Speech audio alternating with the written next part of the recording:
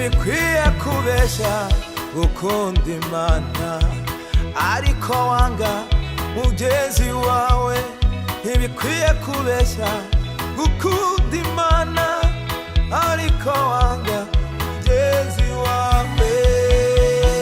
Imana n'urukundo dukundana zimana ni ngombwa dukunda. Imana n'urukundo udakunda azimana ni ngombwa. Oh, Imana n'urukundo udakunda azimana ni ngombwa. Dukundane nshuti, birakwiye dukundane, ni ngombwa nshuti, avandimwe ni ngombwa dukundane,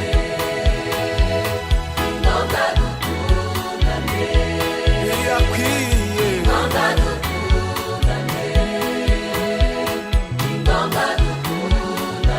lazima vema ndugu yangu, lazima oh, lazima ndugu yangu, ni vema yatupasa tupendane.